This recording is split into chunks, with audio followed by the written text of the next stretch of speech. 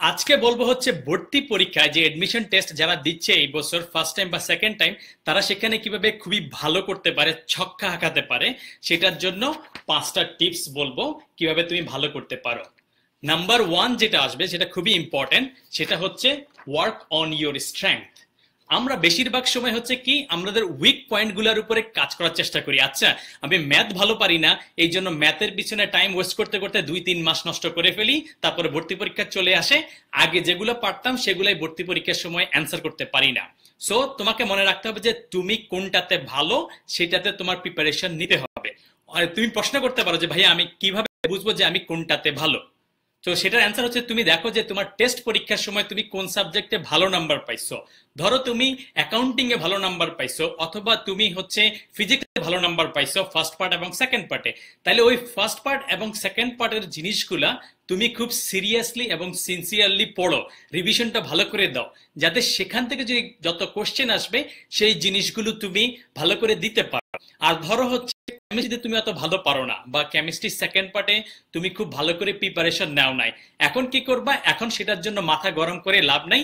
2 মাসে 3 মাসে তুমি হচ্ছে কেমিস্ট্রি ভালো করে পড়ে শেষ করতে পারবা না, বরং তুমি হয়তো কোচিং সেন্টারের ক্লাসগুলোতে যে কটা জিনিস শেখাচ্ছে সেখান থেকে বেসিক জিনিসগুলো একটু একটু শিখে ফেললা, বা আগের বছরের কোশ্চেনে যেই জিনিসগুলো আসছে সেই জিনিসগুলো তুমি দেখলা, কিন্তু তুমি সেটার জন্য মাথা খারাপ করবা না। তোমার টার্গেট থাকবে যে you will work on your strength, তুমি যেটার মধ্যে ভালো সেটার উপরে তুমি ফোকাস করে সেটাতে ভালো করার চেষ্টা করবা। নাম্বার টু যেটা হচ্ছে ইম্পর্টেন্ট, সেটা হচ্ছে প্ল্যান এগেইনস্ট টাইম। কারণ আমরা বেশিরভাগ সময় চিন্তা করি যে আচ্ছা আমার এই সাবজেক্ট পারি না, 2 মাসে আমি কি করব, এটা করব, এরকম লম্বা লম্বা প্ল্যান বানাইতে চাই, আলটিমেটলি কিছুই হয় না।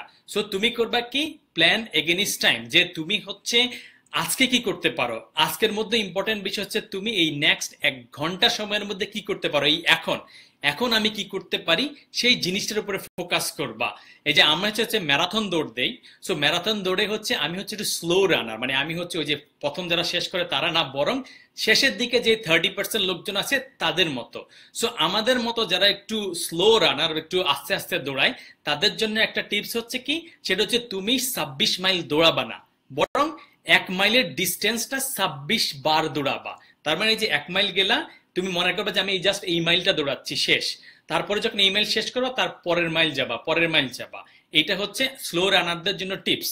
You don't run 26 miles, you run 1 mile for 26 times. তুমিও তোমার প্রিপারেশনের জন্য তুমি 1 সপ্তাহ, 1 মাস বা 6 মাসের প্রিপারেশন নিবা না, রাদার তুমি এই একদিনের প্রিপারেশনটা তুমি 2 মাস বা 3 মাস ধরে নিবা। তার মানে 1 মিনিট 1 মিনিট 1 মিনিট করে তুমি যখন প্রিপারেশন নিবা, তাহলে আজকের এই একদিনের মধ্যে তুমি কতটুক শেষ করতে পারো সেটা তোমার জন্য বোঝা ইজিয়ার হবে। তুমি এই একদিনের মধ্যে তুমি ফিজিক্স বই পুরোটা শেষ করতে পারো না, পারো না। বা আজকের দিনের মধ্যে তুমি ফিজিক্সের প্রথম চ্যাপ্টারটা পুরো ভাজা ভাজা করতে পারো, হয়তো পারো, কিন্তু এই 1 ঘন্টার জন্য তুমি যখন চিন্তা করবা সেই 1 ঘন্টার মধ্যে তুমি কতটুক করতে পারো সেটা চিন্তা করবা, তখন দেখবা যে 1 ঘন্টার মধ্যে তুমি হয়তো 5টা অঙ্ক শেষ করতে পারো বা 10টা অঙ্ক করতে পারো। ওই 1 ঘন্টার জন্য ফোকাস করো। যখন তুমি 1 ঘন্টার জন্য ফোকাস করবা, তখন তোমার 2 মাস পরে পরীক্ষার রেজাল্ট কি হবে, 6 মাস পরে এডমিশন টেস্টের চান্স পাইলে কি হবে না হবে, বাসার লোকজন কি হবে, সব তুমি ভুলে যাবা, কারণ তোমার ফোকাস হচ্ছে 1 ঘন্টার মধ্যে। সো প্ল্যান এগেইনস্ট টাইম এবং 1 আওয়ার এট এ টাইম, সেটার উপরে কাজ করতে থাকবো। দেখবা যে 2-3 দিন পরে দেখবা যে প্রগ্রেস খুব ভালো হয়ে গেছে, হতাশা এই জিনিসগুলো নাই হয়ে গেছে। থার্ড জিনিস যেটা হচ্ছে সেটা হচ্ছে ইউটিলাইজ কোচিং সেন্টার। তুমি একটা জিনিস ভালো করে খেয়াল রাখবা, কোচিং সেন্টার তোমাকে টিকানোর জন্য জান প্রাণ দিয়ে দিবে না, ওটা ওদের টার্গেট না। ওদের টার্গেট হচ্ছে টপ 5% পোলাপাইন যারা ওখানে চান্স পাবে, যাদের নিয়ে তারা ব্রোশিয়া তৈরি করতে পারে এবং তাদের নিয়ে তারা অ্যাডভার্টাইজ করতে পারে, পরের বছর আরো বেশি বেশি পোলাপাইন ভর্তি করে বেশি টাকা কামাইতে পারে। সো কোচিং সেন্টারের টার্গেট যারা মিডিয়াম আছে বা নিচের দিকে আছে তাদের জন্য না। আর কোচিং সেন্টার আরেকটা কাজ করে, তারা কি করে, তারা হচ্ছে যারা টপ 5% স্টুডেন্ট তাদেরকে রাখার জন্য, তাদেরকে কনসেন্ট্রেট রাখানোর জন্য ওরা কি করে, ওরা একটু কঠিন কঠিন কোশ্চেন দেয়। হ্যাঁ, হয়তো এরকম একটা কঠিন কোশ্চেন একবার আসছিল সেই 5 বছর আগে, এখন ওরা ওই একই কঠিন লেভেলের 10টা 20টা কোশ্চেন দিয়ে দেয়। দিলে কি হয়, ওই সিরিয়াস স্টুডেন্টরা ভালো করে পড়ালেখা করে, কিন্তু এইটা দেখে মডারেট যারা আছে আমার মতো বা আরেকটু নিচের দিকে যারা আছে তারা হচ্ছে ভয় পেয়ে যায়, না আমি কিছু পারি না, আমি কোচিং সেন্টার পরীক্ষাতে আমি মার্কস পাচ্ছি না, আমার মনে হয় হবে না, অন্যদের চেয়ে আমি খুব পিছিয়ে গেছি বলে ওরা ছেড়ে দেয়। আসলে জিনিসটা এরকম না, বরং তুমি কোচিং সেন্টারের এই যে টপ 5% যে হার্ড কোশ্চেন আছে এগুলো তুমি বাদ দিয়ে দিবা। তোমার টার্গেটে থাকবে যে তুমি হচ্ছে হয়তো 70% জিনিসগুলো ভালো করে শিখবা, যেগুলো তুমি কোত্থেকে বুঝবা সেটা হচ্ছে তুমি আগের বছরের কোশ্চেন দেখবা, সেখান থেকে তুমি টার্গেট রাখবা যে যেই 5-10টা কোশ্চেন তুমি পারো না ওগুলা বাদ।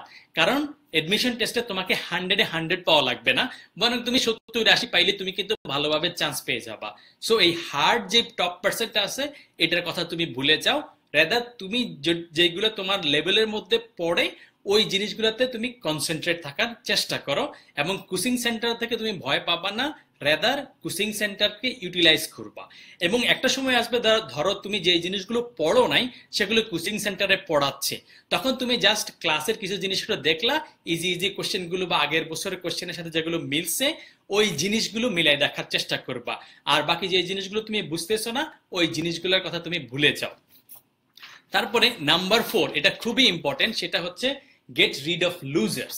তোমার কিছু ফ্রেন্ড আছে যারা হচ্ছে জ্ঞানার জ্ঞানার করবে, না দোস্ত হচ্ছে না, এটা মনে হবে না, আমি মনে হয় পারবো না, বা আচ্ছা আমি ইঞ্জিনিয়ারিং ছেড়ে দিয়ে আমি হচ্ছে মেডিকেলের দিকে চিন্তা করব, না কয় ইউনিট ছেড়ে ঘতে যাব, ঘ থেকে এই যাব, 2 দিন পরে চেঞ্জ করবো, আচ্ছা রেজাল্ট যদি খারাপ হয়, এইরকম ঘ্যানর ঘ্যানর মাইন্ড না পাবলিক গুলাকে তোমার লাইফ থেকে দূরে সরাই দিবা। রেদার যারা একটু সিরিয়াস আছে ওদের সাথে একটু থাকার চেষ্টা করবা, তাইলে তোমার লাইফ স্টাইল এবং টার্গেটের সাথে মিল পাবে। কারণ ওই বলে যে সঙ্গ দোষে লোহা ভাসে এবং সঙ্গ দোষে লোহা ডুবেও। সো তুমি যদি এরকম খারাপ ফ্রেন্ডদের সাথে থাকো যারা এরকম ভালো করার ওদের ডেডিকেশন নাই, সিরিয়াসনেস নাই, তাদের টার্গেট সেট নাই, ফোকাস থাকে না, তাহলে তোমার লাইফটাও ওদের মতো হয়ে যাবে। তো ওদের ছড়াই দিয়ে তুমি ভালো যারা আছে ওদের সাথে থাকার চিন্তা ভাবনা করো। আর নাম্বার 5 পয়েন্ট হচ্ছে এডমিশন টেস্ট ইজ ইম্পর্টেন্ট।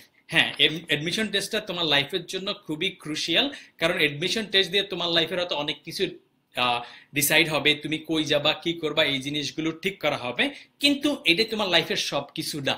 তুমি যদি ভালো ইউনিভার্সিটিতে চান্স পাওয়ার জন্য চেষ্টা করো, তোমার টার্গেট থাকবে যে তুমি যতটুকু সময় যতটুকু চেষ্টা দিতে পারো তার চাইতে যাতে তুমি 120% মানে 20-30% বেশি দাও, যাতে তুমি বলতে পারো যে না আমার যতটুকু করার সামর্থ্য ছিল তার চাইতে আমি 20%-30% বেশি করছি, এরপরে না হলে আমার কিছু করার নাই।